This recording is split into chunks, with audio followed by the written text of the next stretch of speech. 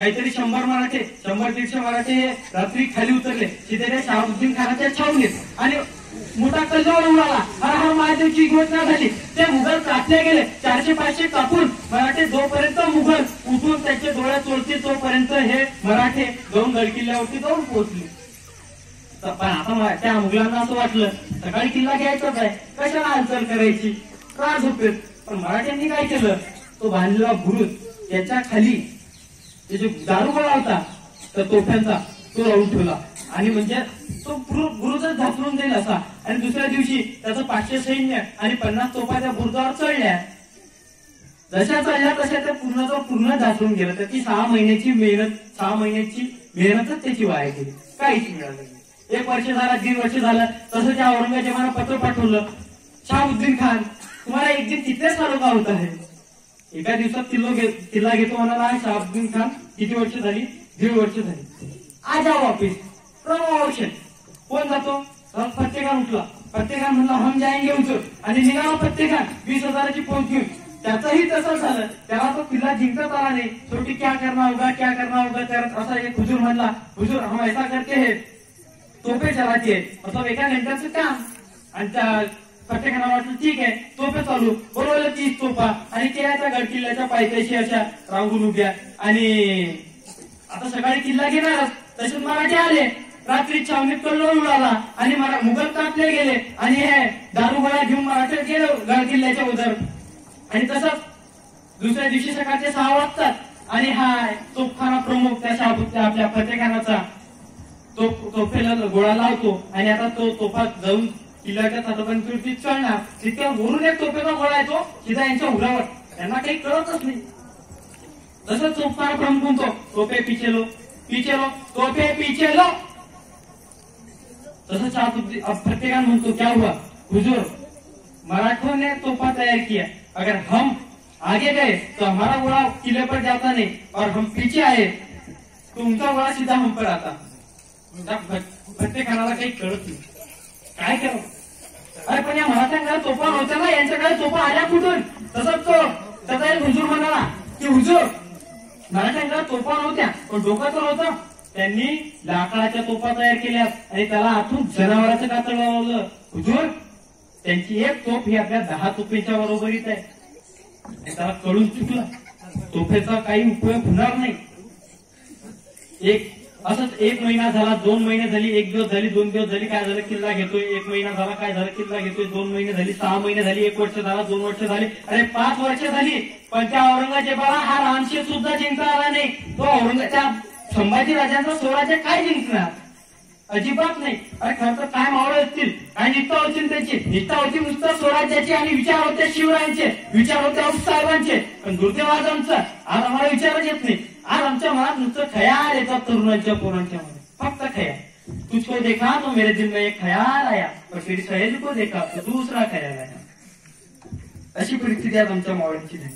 बरं झालं महाराजांच्या काळात टीव्ही आणि मोबाईल नव्हता, नाहीतर अजब प्रेम की गजब कहाणी ऐकून महाराजांचं काय झालं असतं, मावळ्यांचं काय झालं असतं, हा संशोधनाचा विषय आहे. पण असो ते झालं नाही, ते बरं. असं मी आता बोलणार नाही. शेवटी एकच सांगून जातो, ज्यावेळी महाराजांचा राज्याभिषेक सोहळा पूर्ण होतो आणि या औरंगजेबाला कळतं की आता शिवाजी सम्राट होणार, म्हणजे शिवाजी छत्रपती होणार. अरे या शिवाजी ज्याला आम्ही दख्खन का किंवा समजायचो तो आता आमच्या सिंहासनाची सैडखळ करून टाकतोय. आमचं सिंहासन त्याने सिडखळ करून टाकलंय. हा शिवाजी असा त्याचे सरदार 10-12 सरदार आणि त्याचा शहजादा म्हणजे त्याचा मुलगा तो शहजादा अकबर. आणि हा काय म्हणतो, यह सब फिजूल है शहजादे, चंगा जब तैमूर के खून ने कभी शिकत नहीं देखी, मगर आज तांजौर से लेकर कंधार तक पूरे हिंदुस्तान को मुगलिया सल्तनत में शामिल करने का ख्वाब देखने वाली है महबूब दौलत आज क्या देख रही है. ये शिवाजी हमारे नजरों के सामने हमारे मुगलिया सल्तनत की तामीर कर चुका है. हमारे लाखों के फौजों के सूबेदारों को उधेड़ के रख दिया है इसने. ये हमारे मिर्जा आमिर गुलाबराव अबितरुन शाहिस्ता खान साहब, बड़ी शर्मनाक बात है शहजादे कि जब शिवाजी ने इनके लाल महल पर छापा डालकर इनके छक्के छिड़वा दिए, ये तो तकदीर के सिकंदर बड़े कि 3 उंगलियों पे समझौता करना पड़ा, इनकी जान बच गई.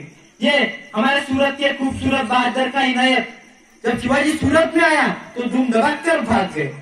ये जोधपुर के राजा महाराजा जसवंत सिंह राठौड़, इन्होंने मराठों के जख्मों के बाद इन्होंने अपने छाती पे नहीं अपने पीठ पे खाए। ये हमारा अच्छी फौलाद था। शिवाजी ने इनकी हथेलियों पे मिठाई रख के आगरा के कैद से फरार हो गया। एक बात कहूं शहजादे, शायद आप कभी समझ नहीं पाओगे, लेकिन औरत, नाच गाना और शराब शिवाजी को कभी मालूम ही नहीं। तमाम राजपूत, बुंदर, पठानी, अफगानी, तुर्क, इन सबको शिकस्त दी शिवाजी ने। शिवाजी ने मजबूत किले बनाए, शिवाजी ने जाबाज लोग तैयार किए। हिंदुस्तान की हर एक चीज हम खरीद सकते हैं, लेकिन मराठों ने कभी अपने आप को बिकने नहीं दिया। हमने लाखों की जहांगीरों की लालच दी गई, लेकिन मराठों ने उस पर थूक दिया। हमने लाखों की जहांगीरों की लालच दी गई, लेकिन मराठों ने उस पर थूक दिया। मराठे रुकते नहीं, सकते नहीं, मराठे झुकते नहीं, मराठे कभी बिकते नहीं। हाँ, शिवाजी मगरूर है, दगाबाज है, लेकिन उसका चाल चलन दूध की तरह साफ और सर्वटाई उसकी आसमान को छू रही है। इसमें कोई शक नहीं है शहजादे कि हम खुशनसीब पड़े, हमें दुश्मन मिला, वो भी शिवा जैसा। असो फक्त एक कविता मी इथं म्हणून जातो आणि थांबतो। इंद्रजिमी जंब पर बाण पुष्पंब पर रावण सदंब पर रघुकुल राज है, पवन परी बहा पर संपूर्ण राह पर जो सहस्त्र बहा पर राम द्विजराज है, दावधुम दंड पर चितमुग झुंड पर भूषण विचुंड पर जैसे मुगराज है, अरे तेज तमांस पर कांदाची मिकांस पर जौमलिकचे बंस पर शेर शिवराज है, शेर शिवराज है, शेर शिवराज है।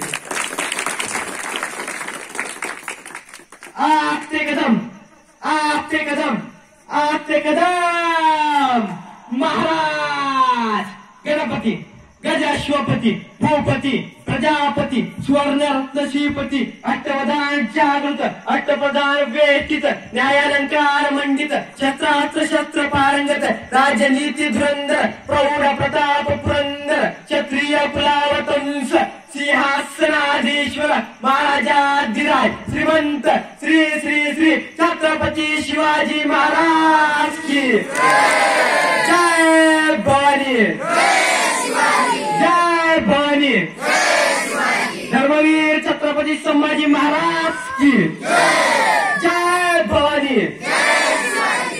धन्यवाद। तिथल्या कार्यक्रमाच्या आयोजकांनी मला बोलवलं त्याबद्दल त्यांचे आभार व्यक्त करतो आणि तमाम गावकऱ्यांचे सुद्धा आभार व्यक्त करतो। निवड बोलून इथंच थांबतो।